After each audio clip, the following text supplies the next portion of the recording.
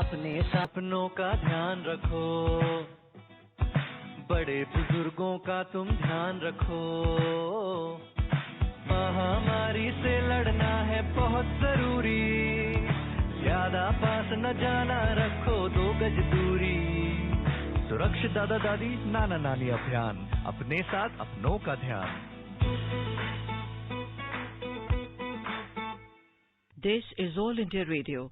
In the program Spotlight, now we bring you a discussion on COVID-19 awareness in aspirational districts, a joint initiative by Niti Aayog and Piramal Foundation. The participants are Rakesh Ranjan, Senior Consultant in Niti Aayog, Manmohan Singh, Director, Piramal Foundation, and AIR Special Correspondent, Mattu JP Singh. Niti Aayog and Piramal Foundation have started Surakshit Dada Dadi Nana Nani Abhiyan. It was launched on 5th May in 25 districts in 7 states: Assam, Bihar, Jharkhand, Madhya Pradesh, Maharashtra, Rajasthan and Uttar Pradesh, to reach over 2.9 million senior citizens in these 25 districts. Now the campaign aims to scale it up to safeguard 13.3 million senior citizens from COVID-19 pandemic. To begin with, Mr. Ranjan, how is this campaign bringing together multiple stakeholders from the social service sector, government and community to provide care to senior citizens? First lesson that we have learned in fighting any pandemic of this nature is that all has to contribute, and that would require that government have to contribute, civil societies have to contribute, the NGOs have to contribute. And we also realize that one of the most vulnerable section is senior citizen one. And that's why we felt that in selected districts, let us all come together, use the power of the society. Piramal Foundation is our knowledge partner. So what we wanted was that we must reach the senior citizen. And what we felt was that most important thing, that when you speak to the senior citizen and talk to them about their problems, good number of problems are sorted out just by speaking to them. The modus operandi of this particular program was that we will involve the volunteers from the society and we will organize them, speak to the senior citizen, listen to their problem and try to solve that problem. So this has been thought of in 27 districts and it has provided us very good results. So the campaign now aims to protect 13.3 million senior citizens in 112 aspirational districts. How have these aspirational districts been identified for this campaign?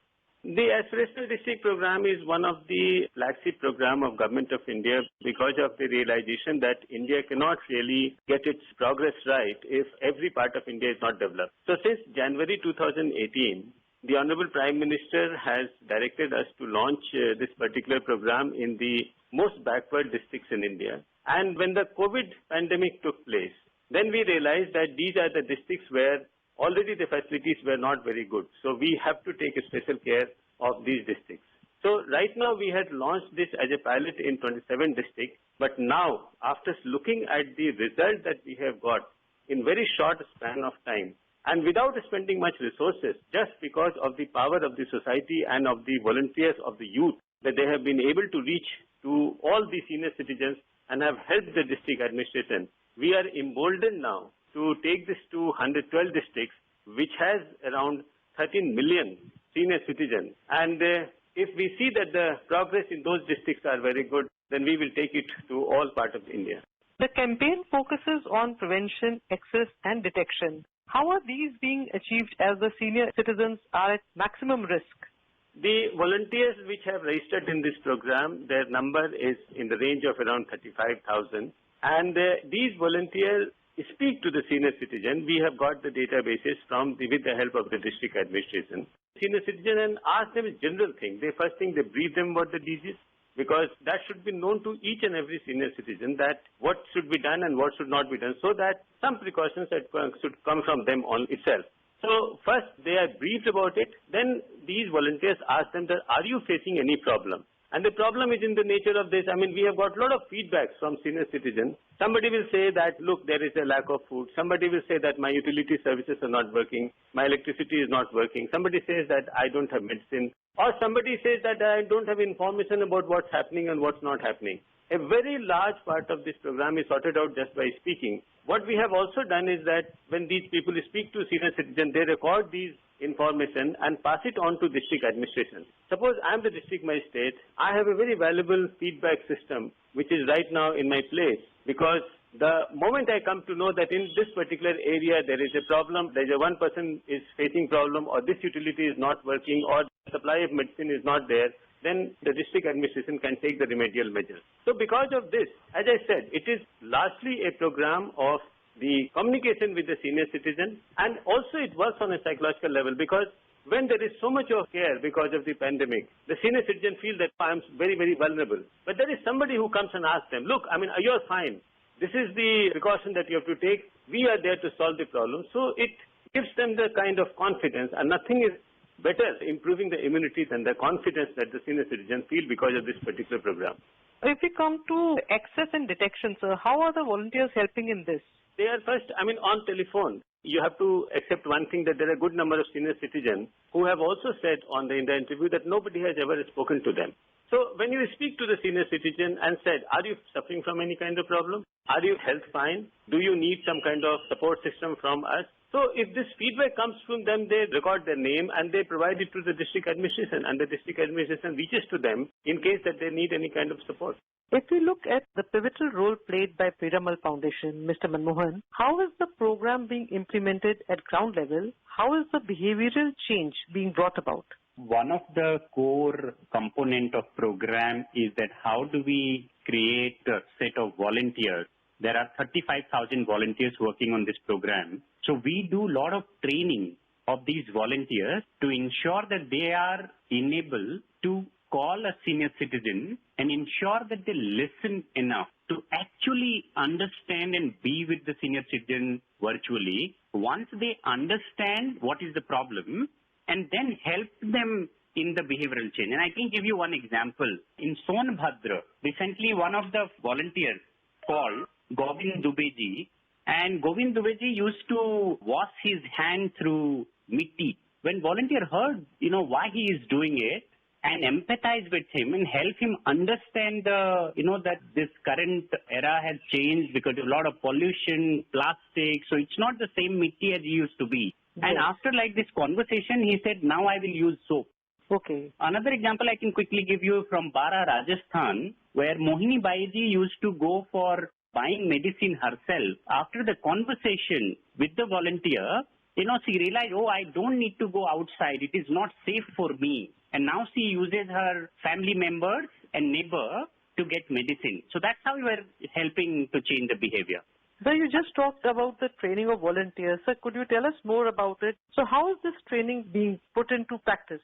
What are the components of the training, if I may say? There are 35,000 volunteers.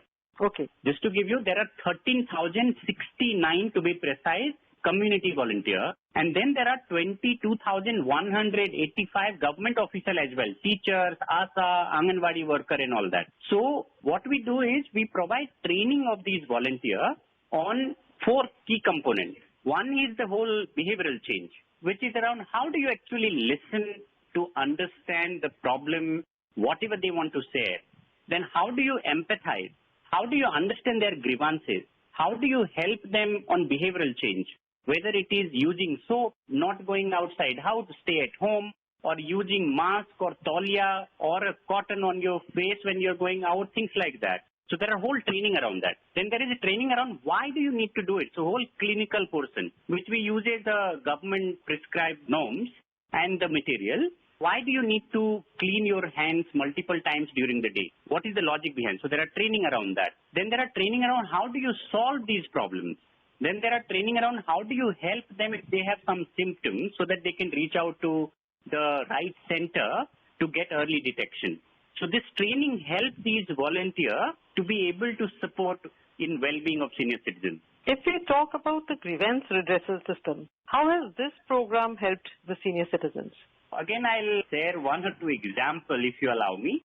Yes, sir, please. Is that various parts of the country, Barpeta in Assam, someone called Rubina Ji, senior citizen, she was not able to access medicine and medical equipment needed for our urinary related disease. And when our volunteer got to know, immediately volunteer got in touch with the district administration. District administration immediately responded, connected with the state. They order this equipment online, and within 24 hours, she got this at her doorstep. Not just that, she also got the benefit of the Dhanvantari program, which is run by Assam government. So things like that is being done in, again, one of the districts. This person didn't get the pension because of one documentation was not proper. So again, this problem was discussed immediately with district administration. District administration has put together a nodal officer. Nodal officer quickly helped this person to ensure that she gets pension on time. So what is happening is, as soon as volunteers get to know, on daily basis, this is shared with the district administration.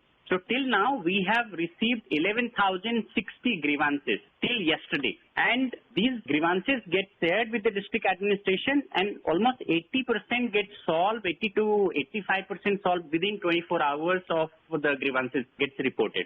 So that's really appreciable, sir. And sir, moving on to the other issues, that what are the best practices observed so far? How are these being leveraged to provide the best possible care to senior citizens? I would like to, tell about one or two volunteers. Someone called Ravi Kant, a volunteer from Vadavani district. He happens to call someone called Chagan Lalji, senior citizen. And when he had conversation, he got to know that he doesn't have any problem. He is very, safe at home, no problem at food, medicine, all healthy. But after talking for 15 minutes, he then opened up and said that he feels alone. Not because there are not family members, just the feeling. He again shared a lot more about why he feels like that. And this Ravi Kant connected so much that it reminded him of his Ravi Kant's grandfather. So the kind of emotional connection, and you're building the connection with each other, that's making these volunteers feel much more happy than they were before doing this program. So they're very, very happy with this contribution. And there are several such examples that how this is again building the connection with each other and urge to serve. Yes, sir, if you could share some more examples with us, sir. I will share one example from Sonbhadra, where someone called, senior citizen. This volunteer wanted to talk to Rajpatiji. So the phone was picked up by Rajpatiji's son, Rahul. And Rahul asked, why are you calling? Then this volunteer says that I'm calling to ask about well-being of your mother. How is she? Is she safe? Is there any problem? And he said that I'm calling on behalf of district administration. So first of all, Rahul was completely surprised that, someone is checking about my mother's well-being. And he was, shocked to know that someone is calling him. And he probed a little further that how will you help? Through the conversation, he said, please speak to my mother, but can I become volunteer? I also want to help senior citizen in my village. And he became the volunteer. Several such examples. One of the 63-year-old person from Hyderabad, Mr. Philip, he called and said that, while I'm senior citizen, but I want to help others. Can I do something about this program? Can I speak to few senior citizens? So I think what I'm learning is that, in India, there has been many stories since generations that, we believe in service. We believe in supporting each other, and that's the human nature. And also as a citizen of the country, it's our duty to take this as an opportunity and be useful for others.